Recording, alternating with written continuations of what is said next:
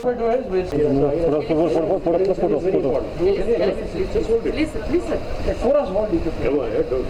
be afraid of this. Ready, sir. Thank you very much.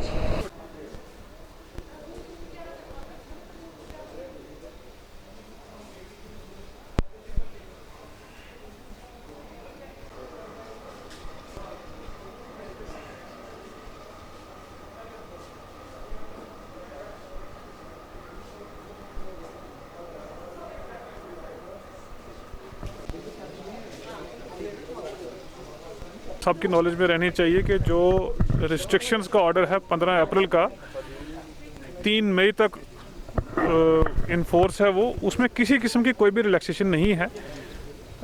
काफ़ी लोग ज़्यादा cooperate कर रहे हैं। अनफॉर्चुनेटली कल हमें ग्राउंड पे काफ़ी कार्रवाई करनी पड़ी।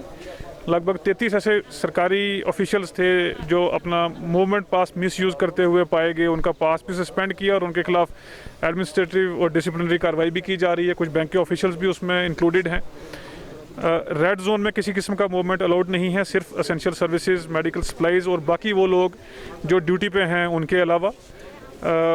कुछ केसेस में जहां मेडिकल इमरजेंसी हैं हमारी कोशिश रहती है उनको फैसिलिटेट करना, लेकिन किसी किस्म की कोई भी वायलेशन अलो नहीं की जाएगी। जैसे मैंने पहले भी कई बार कहा है कि हम एक बड़े क्रिटिकल स्टेज से गुजर रहे हैं।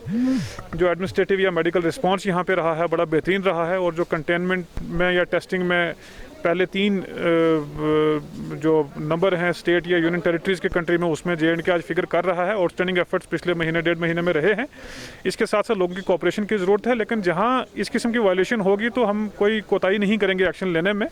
तो मैं थोड़ा सा वाज़िया तौर पे बताना चाहूँगा कि जो 144 का और डिज़ास्टर मैनेजमेंट का ऑर्डर है रिस्ट्रिक्शन में, उसमें जब वायलेशन होती है तो 188 IPC में कार्रवाई की जाती है, और सेक्शन 51 डिज़ास्टर मैनेजमेंट की जिसमें 2 साल की सज़ा भी होती है अगर कहीं आप कोई ऐसी ऑब्स्ट्रक्शन करते हैं। तो आपके ज़रिए से तमाम लोगों से मेरी अपील भी रहेगी कि जैसे हर एक चीज़ हम कोशिश कर रहे हैं बेहतरीन अपनी तरफ से एसेंशियल सर्विसेज, एसेंशियल कमोडिटीज़ हर जगह डिलीवर करने के लिए, हमारे ऑफिसर्स, हमारे लोग ग्राउंड में हैं। किसी किस्म की कोई परेशानी होती है उनसे वो रब्ता करें, लेकिन जहाँ किसी किस्म की वायलेशन होगी, जैसे मैंने कहा कि हमारे अपने ऑफिशियल्स हैं उनके खिलाफ हमने कार्रवाई की है, तो we have set an example कि अपने घर से ही हमने क्लीनिंग शुरू की, और किसी किस्म की कोई भी वायलेशन होगी डेफिनेटली उसमें स्ट्रिक्ट कार्रवाई की जाएगी। क्योंकि जो टीम मेंबर्स इस माइक्रोबायोलॉजी लैब के हवाले से जुड़े हुए हैं, जिन्होंने अर्जेंट बेसिस पे, खासकर इंजीनियरिंग डिपार्टमेंट ने जितना अर्जेंट बेसिस पे इस लैब को इसके बेसिक डिज़ाइन से लेके एंड पॉइंट तक रात दिन काम करके कुछ रिकॉर्ड टाइम में कंप्लीट करके दिखाया है, ये एक बहुत अच्छी बात है जिसकी मुझे बहुत काफ़ी खुशी हो रही है, जो आपके साथ शेयर कर रहा हूँ। आज ये लैब हम डेडिकेट कर रहे हैं कोविड-19 पैंडमिक के टेस्टिंग की फैसिलिटीज़ को इन्हांस करने की सूरत में। मुझे उम्मीद है कि मेरे जो भी डॉक्टर साहबान करने जा रहे हैं इंशाल्लाह, ये है एक बेसिक लैब है जिसमें हमने RT-PCR का इस्तेमाल किया है। उसमें हमारे पास मैनुअल एक्सट्रैक्शन ऑफ RNA है। उसमें चूँकि टाइम वक्फा लगता है तो 6 घंटे में पहला लॉट टेस्ट का निकल जाता है।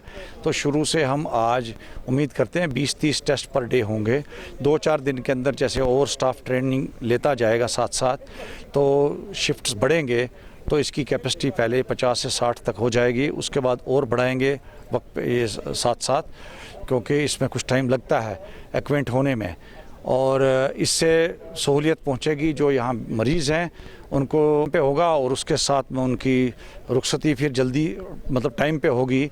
और इसके साथ साथ जो ज़िला बारामूला, कुपवाड़ा और बांडीपोरा जो सबसे ज़्यादा मुतासर ज़िले हैं जम्मू कश्मीर के अंदर, वहाँ से भी जो सैंपल अभी आ रहे हैं 2 लेबॉर्ट्रीज़ में हैं, जो कि एक CD हॉस्पिटल के अंडर है और एक स्किम सोरा में है। वहाँ पे लोड बढ़ रहा था तो उससे थोड़ा आसानी होगी, यहाँ सैंपल्स की टेस्टिंग जल्दी हो जाएगी, और इससे कोविड मैनेजमेंट के अंदर महकमे सेहत को जो है सहूलियत फराहम होगी।